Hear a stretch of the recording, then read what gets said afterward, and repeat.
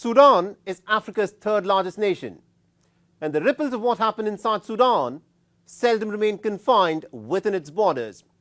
At this moment, as we speak, there's a full-blown civil war that is raging across the country.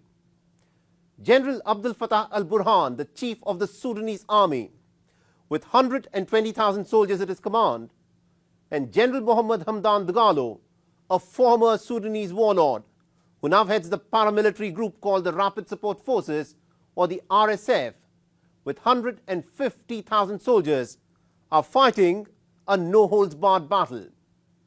Heavy weapons have been used in street fighting inside Khartoum. Air Force has been deployed for bombings. An estimated 20,000 people have already fled from the country. And there's also an economic angle to this war as well, as Sudan happens to be the second biggest exporter of gold in Africa. And everyone from the United States, Russia and the United Arab Emirates are vying for influence in the country. Our next report gets you the details.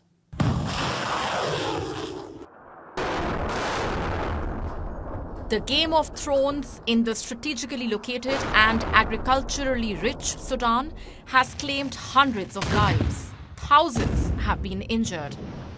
Many people have been unable to reach hospitals, and in some instances, even hospitals have been shelled. There are 59 main hospitals in Khartoum, and as many as 39 are currently out of service. Thousands of residents have fled Khartoum. The city resembles a ghost town. Deafening explosions rattled buildings, and the Khartoum sky was blackened with thick smoke. Dwindling food and fuel supplies, lack of running water, and frequent power outages made desperate civilians huddle in their homes. The American-brokered 24-hour humanitarian ceasefire failed twice on Tuesday and Wednesday. So there's a lot of people fleeing the city.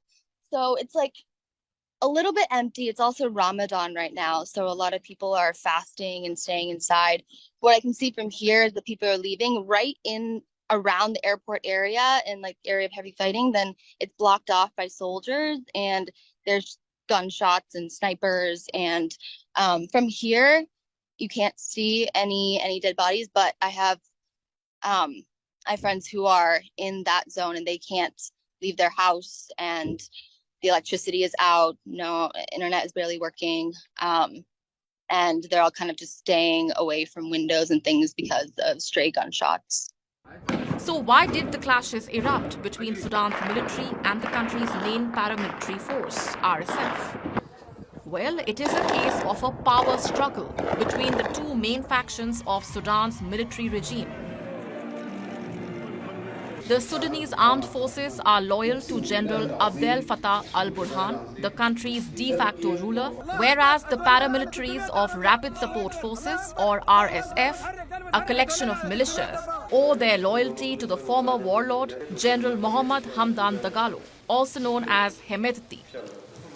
The central cause of tension between the two warring factions has been the integration of the RSF into the regular Sudanese army. Former autocrat Omar al-Bashir founded RSF in 2013 to crush a rebellion in Darfur.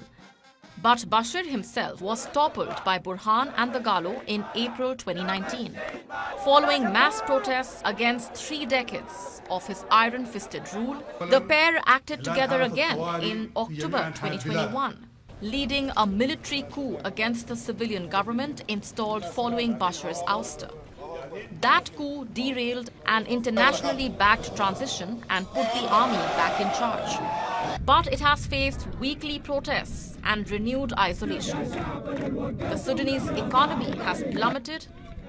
At least 125 people were killed by the security forces in protests since the 2021 coup.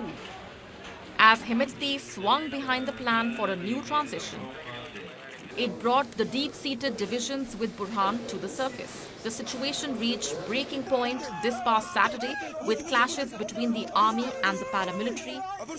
Major geopolitical dimensions are also at play with different stakeholders, such as the US, Russia, Saudi Arabia, the UAE, and other powers battling for influence.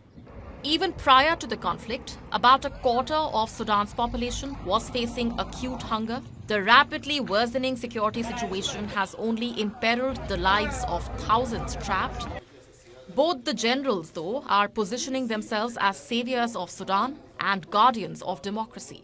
In a country which has experienced only brief democratic interludes, this latest conflict not only diminishes any hopes of a transition to democracy, but has created a humanitarian crisis which is only worsening by the day.